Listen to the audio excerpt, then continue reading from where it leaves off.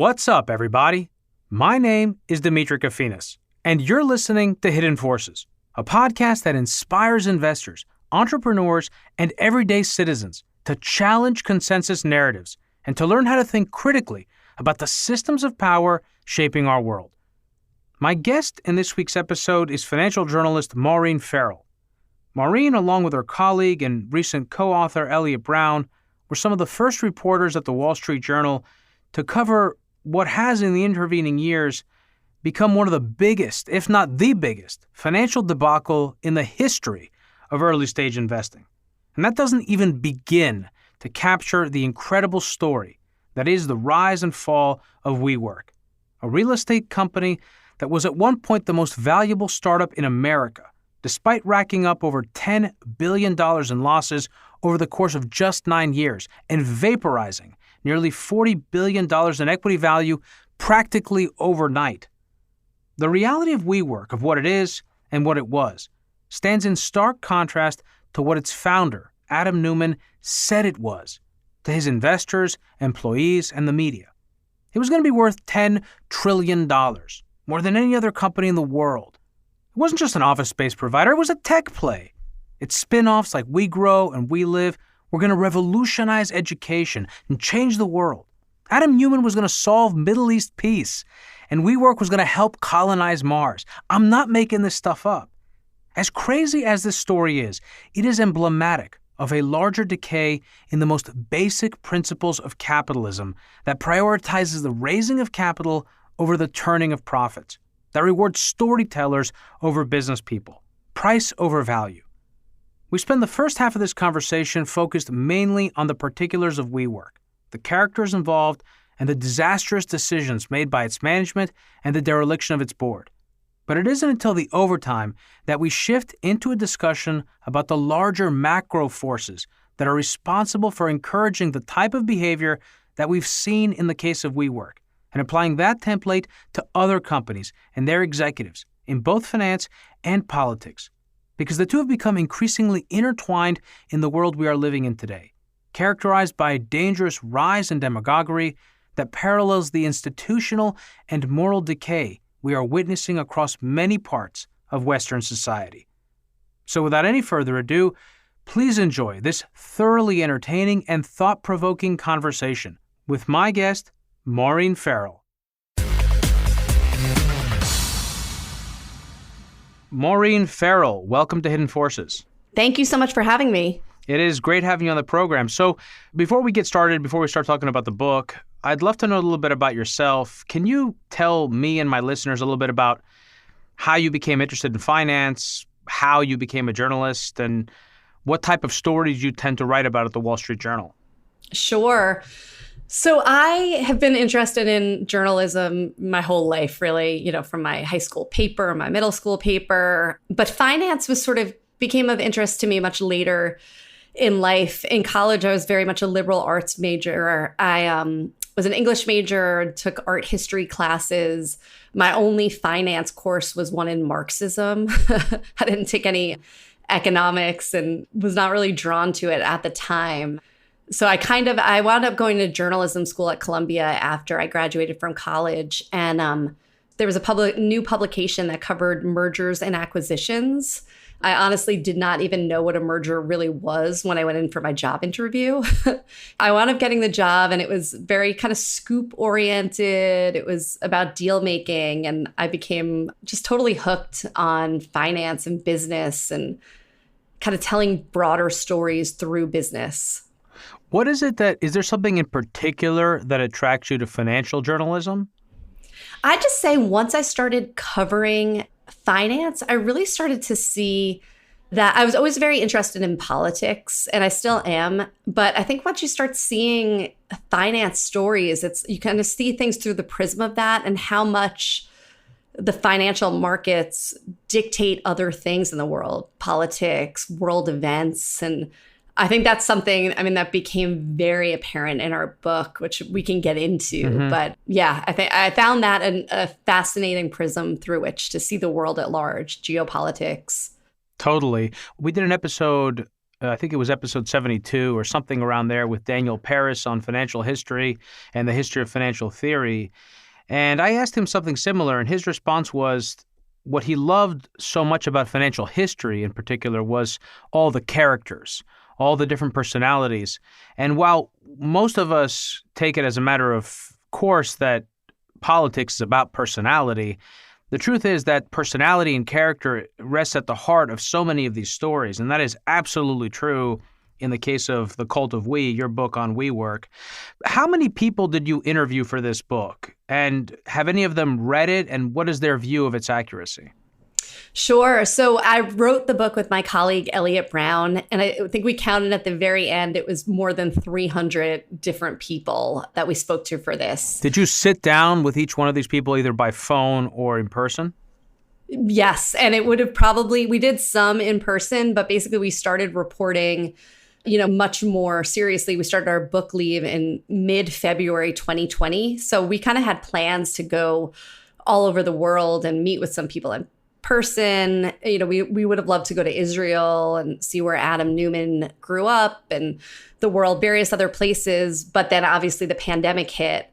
So it was interesting. At first, I was like, oh, this is going to be tricky for reporting because it's going to be all by phone. And I really like doing in-person interviews. I often find people open up a lot more. But then it turned out, I felt like during the pandemic, people were bored and relaxed and had more time on their hands and were kind of very reflective. I think we all were. We were in this odd time. So it actually wound up, I think, being very conducive for us telling the story and for getting people to share their stories with us. So one of the things, this story, while I was reading it, because I've lived in New York for most of my life, certainly my adult life, and I've trafficked in these circles, the kind of circles that you write about, that, Adam came out of, that Rebecca Newman came out of. And so it really reinforced my own bias. And I want to be conscious of that because one of the things I think about whenever I read books like this is there's so much detail. And there's so many conversations in the book that obviously you have to rely on third parties, not firsthand accounts, or firsthand accounts, but you weren't actually there. You weren't a fly on the wall. How do you evaluate the credibility of sources who oftentimes are people who have scores to settle? How do you manage that when you write a book like this? Sure. I think a lot of it really came down to, the sheer number of people we spoke to. And that's something as a journalist with my stories at the Wall Street Journal, you want multiple people confirming things that you're writing about, but we often don't have the time to get into the level of detail in which we did in the book. In the case of this, there's scores to settle, also memories fallible. Even, we all can think that. But so it was basically piecing together, reconstructing conversations oftentimes from multiple people in the room. And it felt like a gift to have the time and ability. And there were so many people, I think, involved in this story who really just wanted to share it. Sure, there were scores to settle, but I think a lot of people in it felt like they lived through one of the craziest things they could have ever imagined. And for us they would sometimes tell the story and just be like, oh my gosh, yes, this happened. Yes, it was weird at the time, but now I can see how completely crazy this was. So I felt like it was, I don't know, some people joked to me, they're like, this is therapy for me to be able to share and really reflect on it. And so, yeah, I felt like our sources were very credible. And Elliot and I just kind of split up the whole universe. And it was interesting. Some people would feel comfortable talking to me, some to him. It was kind of, we never quite knew. But one of the things that I also found in reporting this was, I just got to know people very well. And same with Elliot. There were people we talked to dozens of hours at times and coming back and checking things. We also just had a ton of documents and other evidence of things that would just back up and corroborate things. Well, I'm a huge fan of the Wall Street Journal. I think you guys are actually one of the better publications out there. Thank you. And obviously process is so important. So what happened here? What is the story of WeWork? And let's just assume that there are people out there in the audience that may not even know what WeWork is. So fill me in. Sure.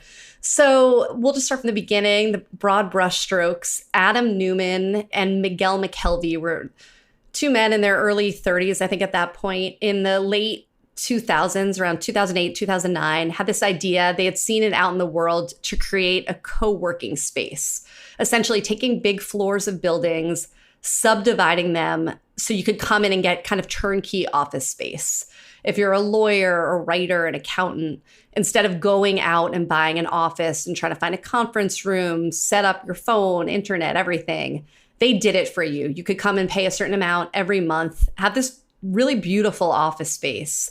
And then you had all sorts of other things that came along with it. You could, rent out a conference room.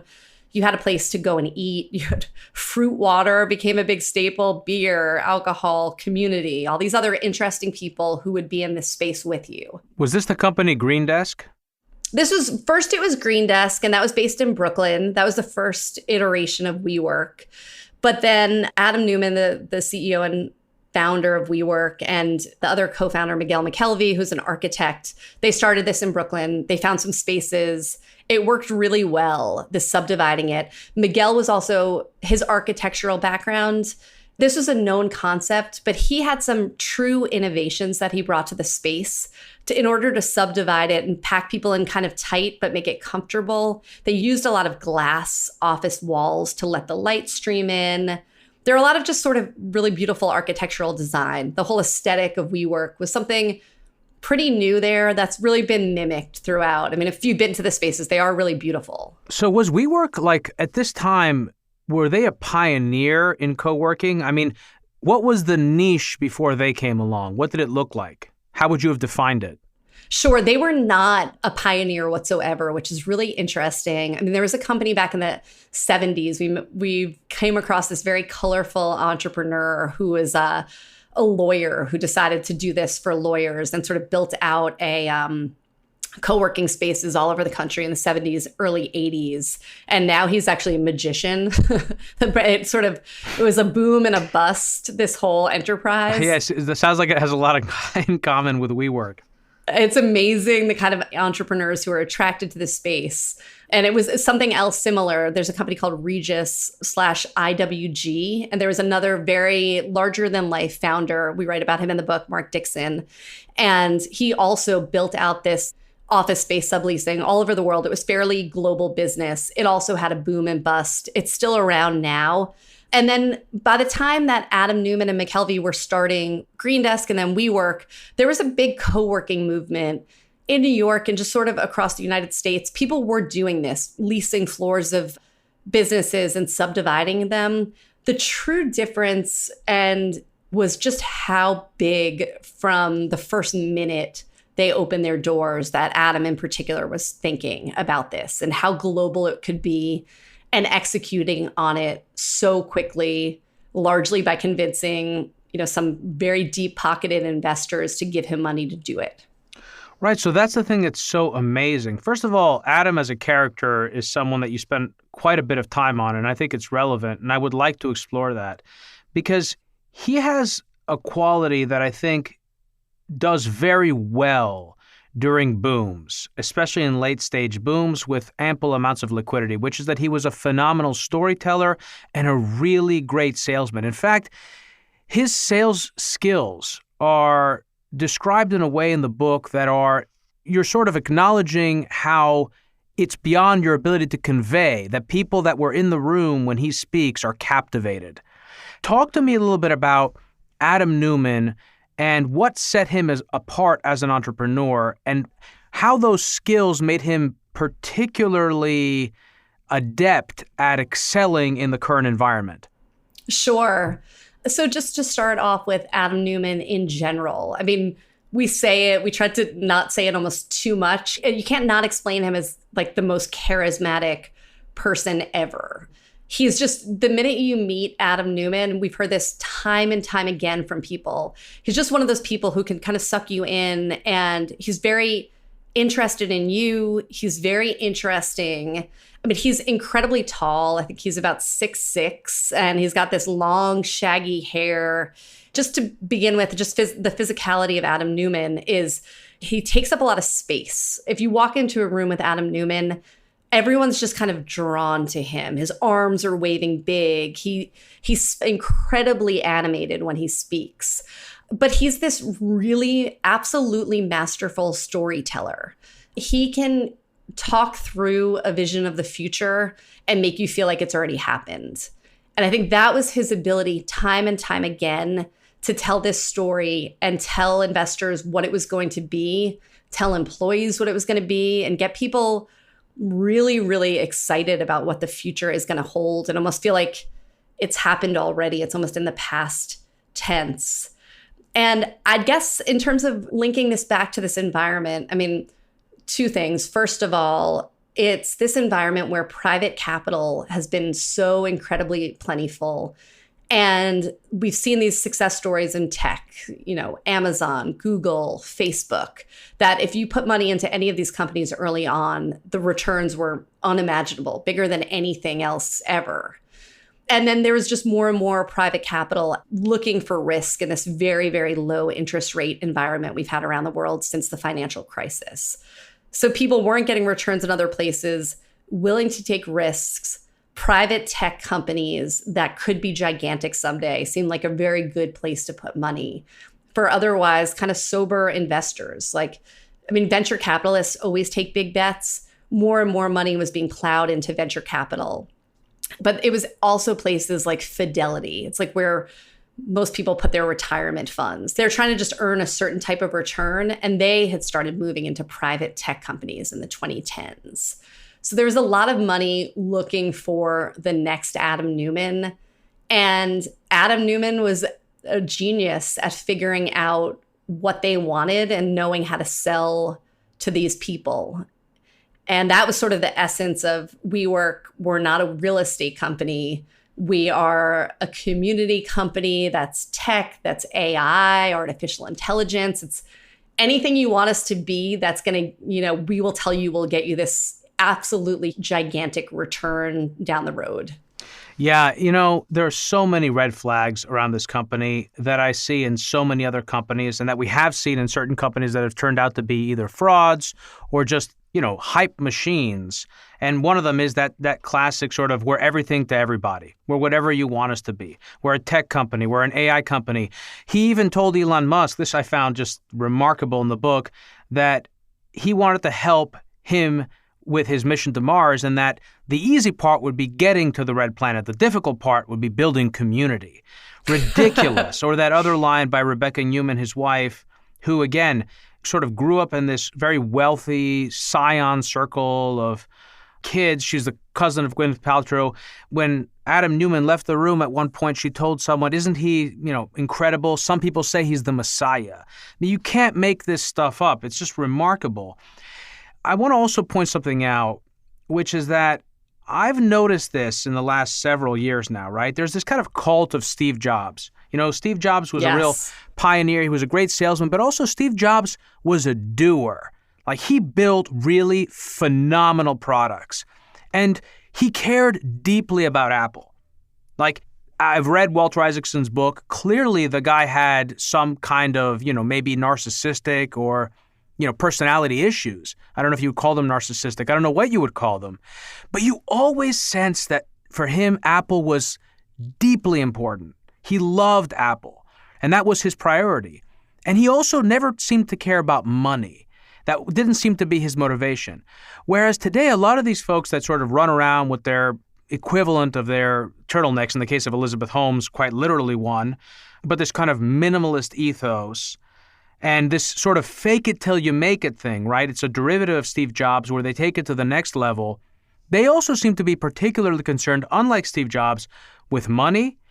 And in the case of Adam Neumann, this was like something I'd never seen before. The guy was able to sell equity in the company before it went public, and he was able to borrow against it enormous sums of money. The board checked off on this. And really, it's sort of like the next level. So maybe in order to separate these questions out, one is, talk to me about this point about becoming rich, because Adam seemed to be obsessed with this. He wanted to be not just a billionaire, he wanted to be the first trillionaire. And Masayoshi Son, who was his biggest backer, his biggest VC backer, actually wrote on a napkin at one point in their relationship that WeWork was going to become a $10 trillion company. So I guess, how important was money in all of this, and how did it factor in? Sure. I mean, it was a huge driver for Adam from day one. I mean, we talk about, he loves telling this story, but he grew up on a kibbutz in Israel, where it was, a communal living arrangement. He didn't grow up there for that long. He was just there for 2 years. But from everything we know about his childhood, he moved around a lot. His parents were both doctors, and they were separated when he was young. So he had lived in a bunch of different places along the way, including this kibbutz. And they kind of struggled for various reasons. So you talk to people on this kibbutz, it was this sort of, kind of idealistic world to a lot of the people who live there. And Adam would tell people, I am going to be incredibly wealthy. I'm going to do all these huge, big things. And when he came to New York in 2001. And just from the minute he got here, everyone would say he was always spitting out ideas, and they were grandiose no matter what. The first one was like a baby clothes company with built-in knee pads, and he was going to make this a global company. He could never not think big, and part of it was the riches. So from his early days as an entrepreneur, that was a driving force. And his wife had also grown up very wealthy, and I think they both wanted to live in this sort of very upper echelon of society, like upper. And were very also became, as part of it, very obsessed with their own celebrity. As the company was getting bigger, they were also just finding new ways to sort of make themselves like heads of state. He really started to see himself. Well, he said like that's that. the other thing. Sorry, Maureen, I have to interrupt. I mean, the guy wanted to solve Middle East peace with Jared Kushner. Yes. In the book, that was another thing that you mentioned. Again, you cannot make this stuff up. And Mohammed bin Salman, the crown prince of Saudi Arabia, the three of them were going to solve world peace. And he says so many outlandish things just over the course of a conversation. And he is pretty funny. But people say he said those things very much in earnest. And I also think the crazy part was he was believing such things about himself. But he was also getting audiences with, prime ministers. He went to India back in 2016 as the company was growing, and he went to be a headliner at this Startup India conference. And even there, Modi, the prime minister, invited him to talk to him first. And he came out of that meeting saying, we're going to start out, he told staff, we're going to go to India, we're going to build WeWork in India. We're also going to solve the problem of homelessness in India. Like, I could do that. He just believed there was no end to what he could do. But part of that, just to get back to your question on money, was, you also mentioned red flags. He was taking money out every step of the way, which, yes, we've seen this before, but one thing that I think kind of floored me was Adam Neumann was very much following the Travis Kalanick model, who's the former CEO of Uber. Travis Kalanick really was one of the first people to go out and raise huge amounts of money in the private markets, go all around the world, go to China, go to all different pockets he went to Saudi Arabia eventually and raised tons of money.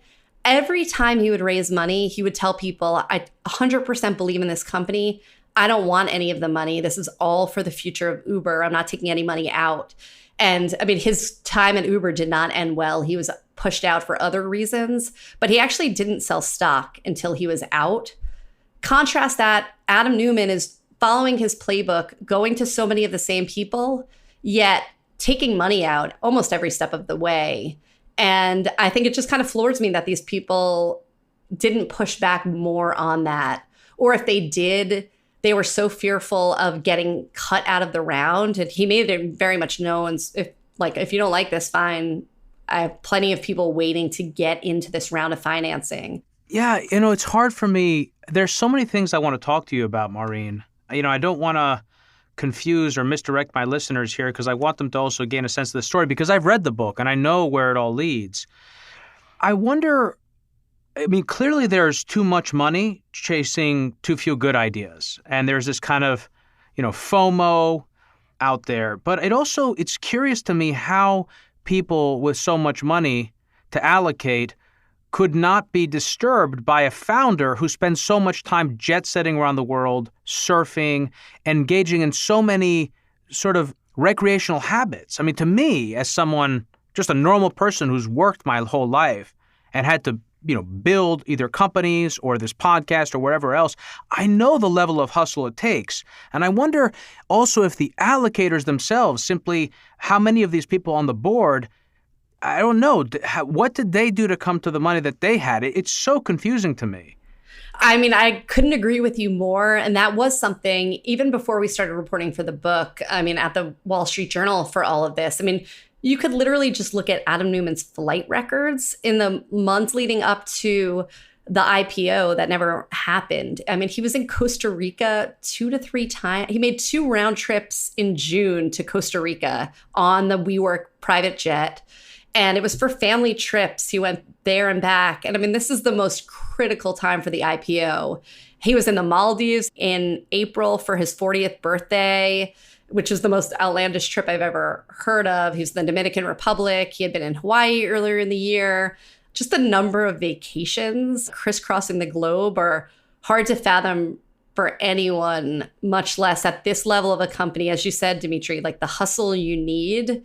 And to be kind of jet setting around the world was shocking. And one of the things was it wasn't secret. Maybe there's some aspects of things that he tried to keep hidden away, but I think he made it very clear. If you talk to investors, you walk into his office at 10 a.m. and he's offering tequila shots. Crazy, yeah. I heard about one investor who saw that and they said, no, that seems like a red flag to us if he's offering us tequila shots at 10 a.m.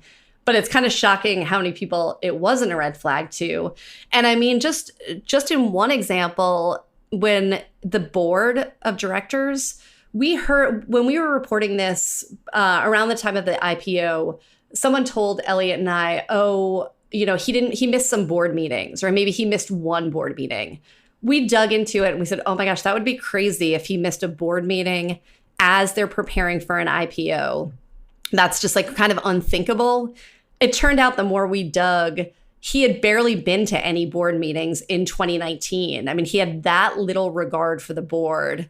And it's crazy to think that the board, and these were titans of industry, that they just let him get away with it or didn't push back until the bitter end.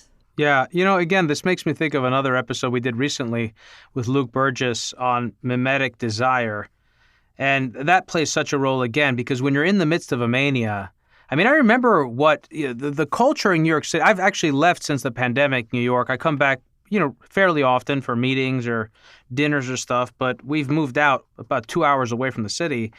But, so I'm not there every day to take the pulse of the city, but it feels like it has changed. But during that period in particular, between like 2017 maybe to 2019, there was a real mania in the city. And you could sense it. And there was a lot of buzz and buzzwords being thrown around tech.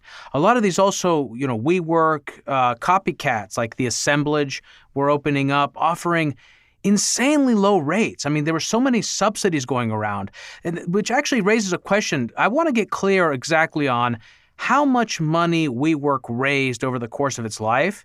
And how much were they losing every year? How much did they lose total? How much did they burn? Because they didn't generate any profits. So they did generate revenues, but they were using all of those revenues plus all the money that they were raising in order to fund their operations, and in many cases to subsidize the cost of the office space for their customers, which is a strategy, incidentally, that Uber has also deployed to very ill effect and speaks to a larger sort of cultural rot in these Silicon Valley companies that have increasingly deferred finding a business model that's actually profitable, that works, because they look back at what Google did, they look back at what Amazon did, and they said, okay, we can do that, but they up it to such a degree that you end up having these perennially unprofitable, loss-leading companies eventually trying to go public, which is what WeWork tried to do, to go public with no profitability and really no roadmap to profitability. Exactly. They raised about $10 billion in total. But the absolutely wild thing, I mean, there's so many wild things, but when their S-1 came out, which is the regulatory document you have to file in order to go public. So that was made public in August 2019. And it was the first time the broader public really saw the magnitude of the losses.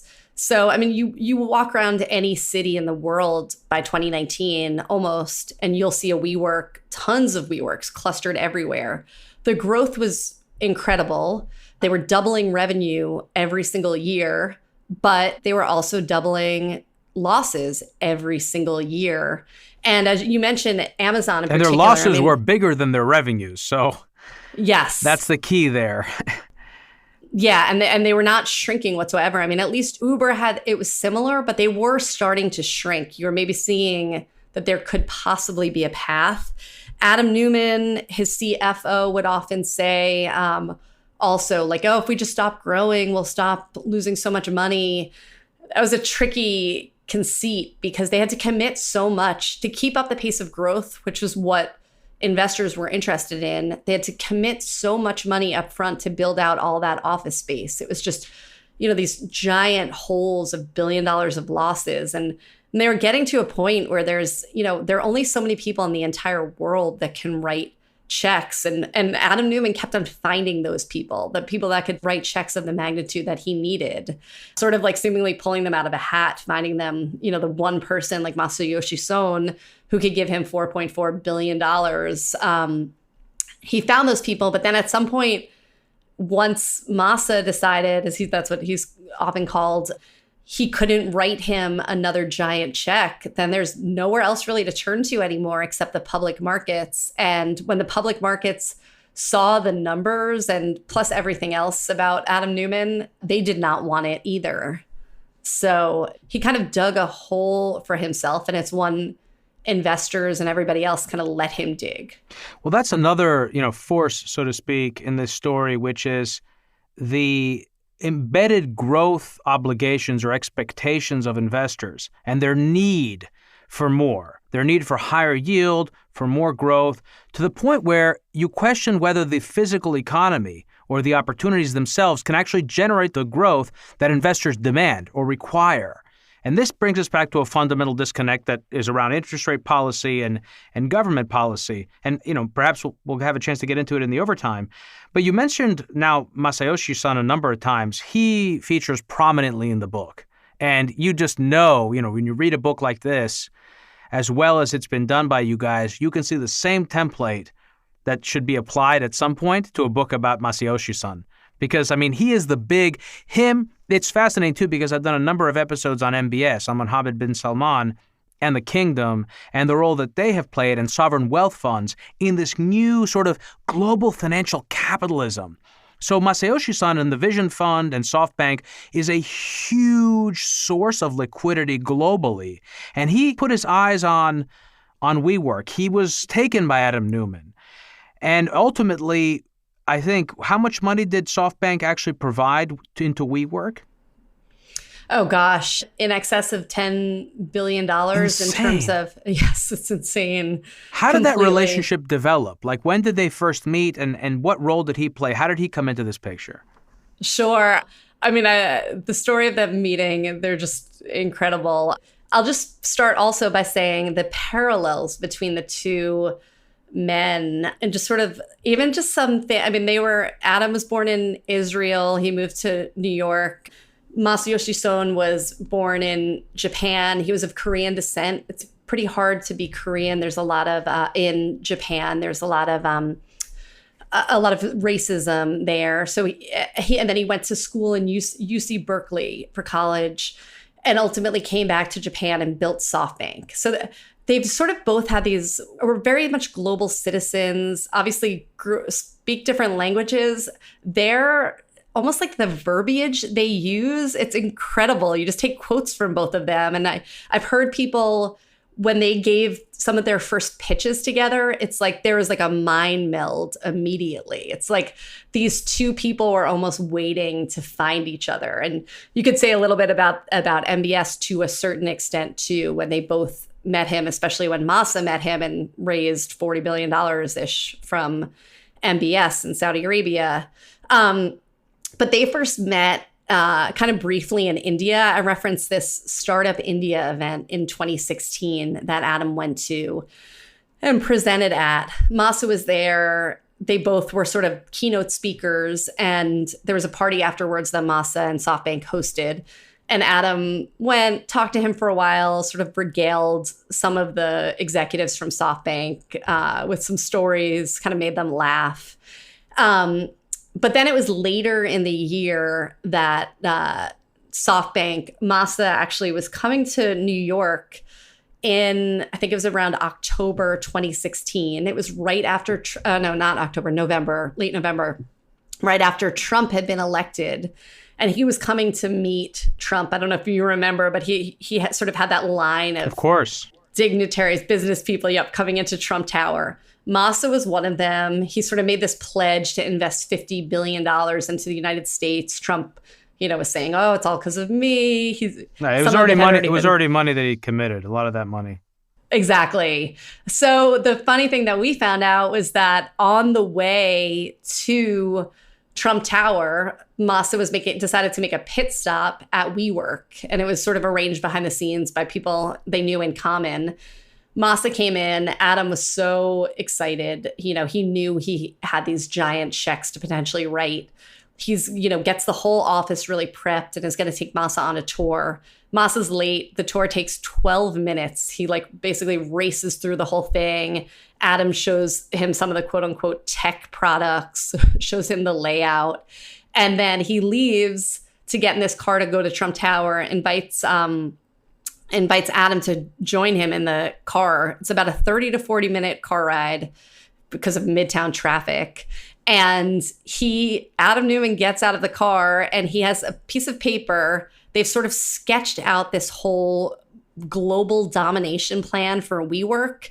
And on this piece of paper, it's essentially represents the $4.4 billion that Masa has just agreed to give Adam Neumann.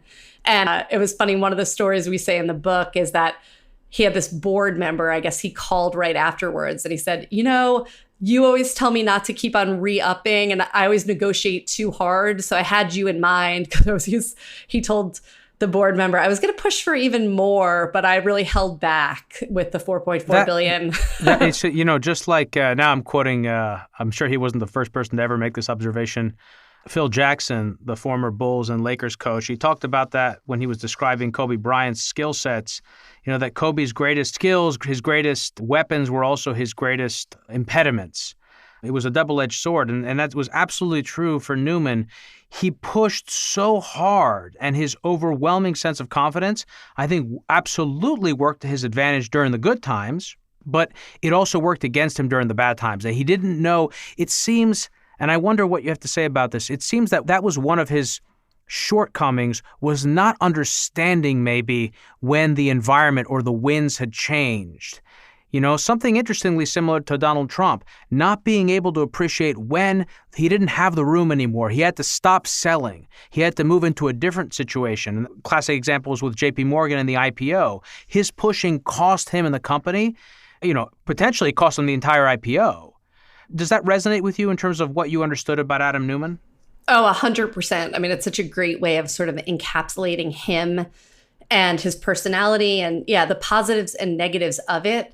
And I feel like every step of the way in the story and, as we chronicle in the book, like the narrative of it is, I feel like it, he has his own issues, but it's also kind of the failings of this capitalist system that everyone had so much to gain from Adam Neumann that the checks that should have been there with someone like him and just in general were not there because everyone was so focused on, this could be the biggest company ever. And if I'm going to get in Adam Neumann's way, I might not be able to cash in on this. So we'll just let him slide with this, taking out money, some of the corporate governance things.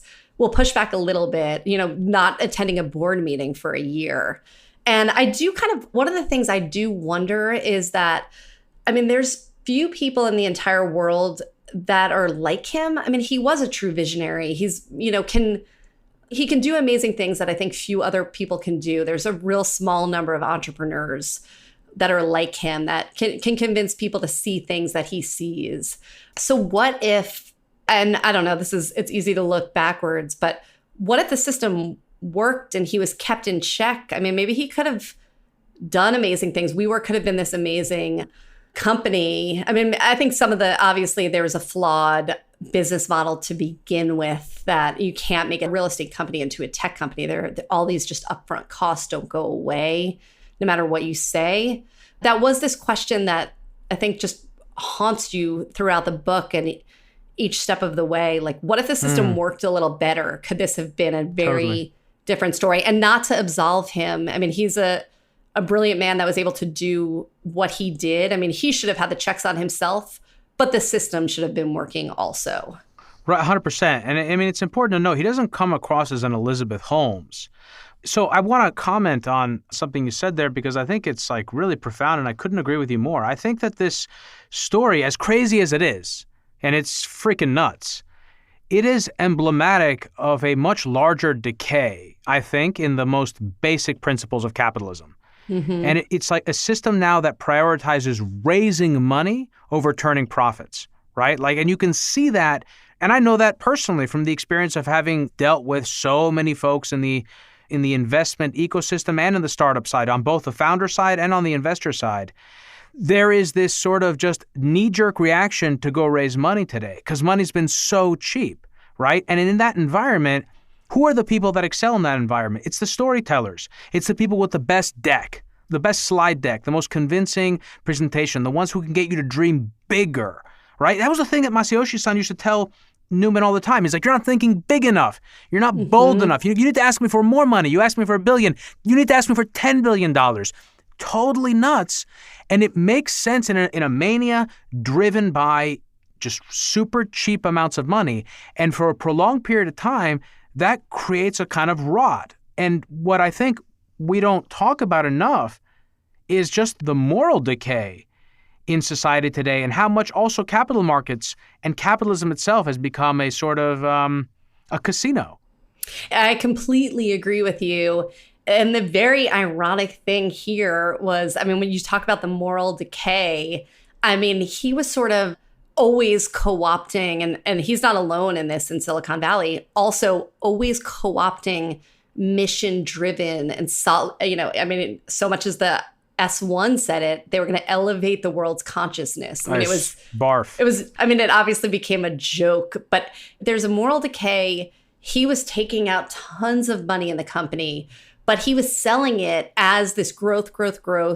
Give me more money for this. But also, we're not just a real estate company. We're going to solve the world's problems. And I mean, I still writing the book, reading things he said, listening to speeches of his, it's so compelling. I mean, he would say things that one of his pitches was, we've been all about the iPhone and these kind of devices. And I believe this, it's very true, have been dividing us. Like, they wanted to connect us, but then we all just get sucked into our devices and Facebook, and they can alienate us from one another. Sure. I'm sure we can basically mostly agree on that.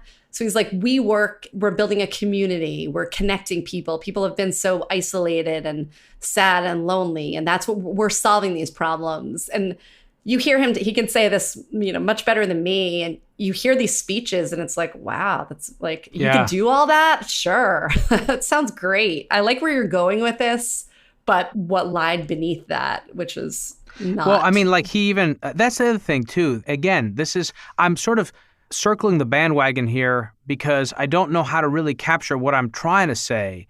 But there is this also cultural fixation with superficiality. And you can see it even when he talks about Steve Jobs and Apple. He goes, the iPhone was about I. WeWork is about we. It's about us. Somehow implying that somehow because the name iPhone, which by the way iPhone wasn't about I. It's a clever little, turn of phrase, but it had nothing to do with that. Right? But he basically, by doing that, he elevates himself entirely based off of rhetoric, off of the superficial, qualities of the name. And again, we lots of us, I'm sure you do as a journalist, have been in these meetings or maybe pitches where people will sell you on crazy visions that really have no underlying relationship to reality. Again, another feature of the landscape, which is that being a great salesman and being a visionary, as you say, as Adam Neumann was, is great. People want to believe in something. But this shows you once, time and again, right? And the famous short sellers like Jim Chanos, who has been on this program, have seen this over and over again, which is that reality, as tenuous as its relationship to perception is, it has a relationship. It is there, and it's going to come for you. And you cannot sell empty boxes for an indefinite period of time. Eventually, someone's going to come to collect, and that's what happened in the case of WeWork. Another question I have that I wanted to ask you, and I don't want it to slip away, is what was the role of the media and the press during this time? Clearly, there were some people like Elliott, I know, published an article as early as 2017 that was critical of the company. But what was the role of the media during this time? Were most of them actually just kind of on board with this narrative? Yes. I mean, you look, and that was part of what Adam knew how to do well, was to sell himself to investors. But as part of that, he very much sold himself to the media. I mean, he was on the cover of Forbes twice, I think. He had profiles in every major publication, and he had his story down so well. And he's an absolutely fascinating person. You know, he had this fascinating backstory. He knew what items to kind of pull out, like the kibbutz. You know, he talked about it. He was starting the capitalist kibbutz. All the things you mentioned. I mean, he had all these kind of, I won't even say catchphrases. He had these, his narrative. He was just brilliant at crafting it, and he knew how to spin it for the media. And yeah, I think they were very much involved. And I got to this story later, but yeah, I'd love to call out Elliott. I mean, Elliott was a real estate reporter in New York for the Wall Street Journal until he went to San Francisco to cover VC a few years ago. But he started looking at it, and he just could never get over why everyone was treating this and why it was getting these crazy valuations when it didn't look any different from a real estate company.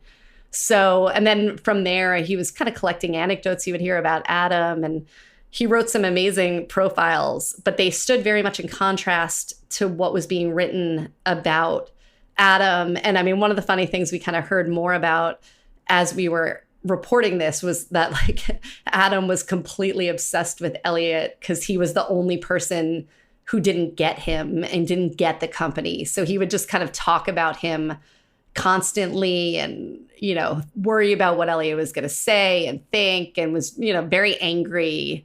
But it became a bit of a fixation for Adam. Another red flag, you know. Another Exactly. Another prominent person that displays these types of behaviors is Elon Musk. And as time has gone on, I think more and more people are beginning to see that. He's losing control of that narrative, that sort of Tony Starkian narrative that he controlled and was so powerful in the early years of Tesla, which actually brings me to where I want to take this conversation in the overtime, Maureen, which is that while this story, again, is crazy, it is not in isolation. It's not alone. It's emblematic, it's paradigmatic, but there are other stories like it. And the longer this bull market in liquidity goes on, in my view, the more egregious are going to be the examples. And since you work at the Journal and you cover stories like this, whether they're directly in finance, like hedge funds or investment institutions, or if it is startups or tech companies or whatever it might be, I'm curious to know what you think and what do you think of the culture, which we talked about a bit, but what are some other examples of companies that maybe display some similar behaviors? Before we move it into the overtime, though, I want to just wrap this story up with WeWork. Now, WeWork was supposed to go public in 2019 after Masayoshi basically told Neumann that he couldn't fund WeWork anymore. So they decided to take the company public. Ultimately, the IPO was squashed. They weren't able to do it. It has since been rumored or announced that they want to or they are going to be trying to go public via SPAC. Where does the company stand today? I mean, what does the business stand? How many of the WeWorks have closed? How have they restructured? And are they eventually going to be able to go public in your view? Yes. So they've actually, just in terms of, let's start with the public markets. They've actually struck a deal to go public through a SPAC. They announced it a few months ago, and they're actually about to start trading.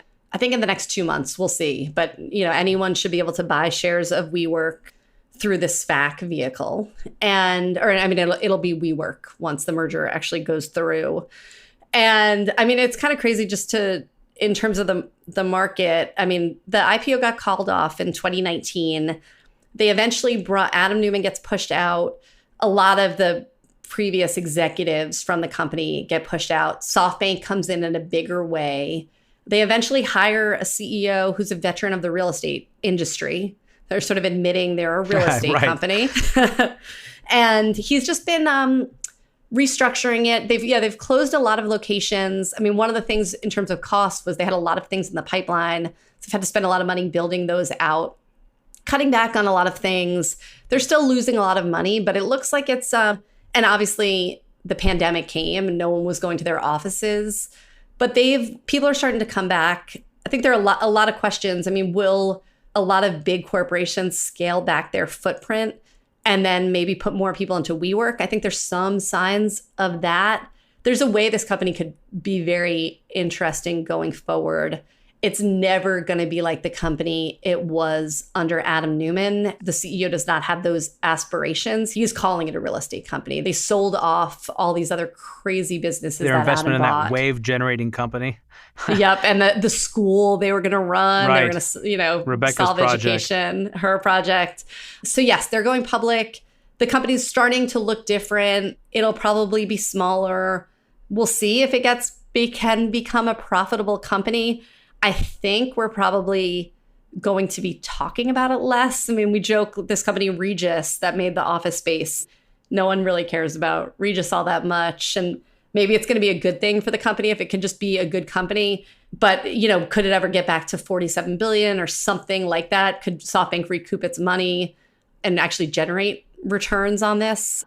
All open questions, which will be interesting to see for sure. Well, that's my other question. What kind of losses are investors looking at? Because some investors like Eisenberg, for example, got in early enough that they would still be getting out at a profit at the last valuation that I saw. Yes, they'll go. Benchmark will do well on this no matter what. It won't be quite like their other returns, but they're going to do very well. It depends. People got in, like JP Morgan came in at $1.5 billion, their asset management arm. Fidelity came in at $10 billion. Oh, man. And T. Rowe at $5 billion. Some of them, it depends on how it performs. I think right now it was valued in the merger with the SPAC at $8 to $9 billion. So even for T. Rowe Price, based on when they invested, and when you look at where the public markets have traded in the meantime, they could have put the same amount of money into the NASDAQ and, done incredibly well. Instead, they're, up a bit, and it's just been sitting there. The thing that's nuts is, and maybe we can also meditate on this as we transition into the overtime, they had this collapse in their valuation. Like what is it? Like an 80% collapse in the valuation, something like that. Yes. In the peak of a bull market. Like we haven't hit a bear market yet. Like if we were in a bear market, this company, forget the SPAC, like this company would probably have to go bankrupt. Like how would they be able to raise the money to be able to operate, right? Yeah, it was on the verge of bankruptcy in November of 2019 when they couldn't go public. They were very close to running out of money if SoftBank didn't come in and give them this huge infusion of capital, which is absolutely crazy. Yeah, it just shows you how unhealthy our capital markets are and how precarious the situation is for our economy. For anyone who is new to the program, Hidden Forces is listener supported. We don't accept advertisers or commercial sponsors. The entire show is funded from top to bottom by listeners like you. If you want access to the second part of my conversation today with Maureen, as well as the transcripts and rundowns to this episode and every other episode we've ever done, head over to hiddenforces.io and check out our episode library or subscribe directly through our Patreon page at patreon.com/hiddenforces. There's also a link in the summary page to this episode with instructions on how to connect the overtime feed to your phone so that you can listen to these extra discussions just like you listen to the regular podcast. Maureen, stick around. We're going to move the second half of our conversation into the subscriber overtime. Awesome. Today's episode of Hidden Forces was recorded in New York City. For more information about this week's episode, or if you want easy access to related programming, visit our website at hiddenforces.io and subscribe to our free email list. If you want access to overtime segments, episode transcripts, and show rundowns full of links and detailed information related to each and every episode, check out our premium subscription, available through the Hidden Forces website or through our Patreon page at patreon.com/Hidden Forces. Today's episode was produced by me and edited by Stylianos Nicolaou. For more episodes, you can check out our website at hiddenforces.io. Join the conversation at Facebook, Twitter, and Instagram at Hidden Forces Pod, or send me an email at dk@hiddenforces.io. As always, thanks for listening. We'll see you next week.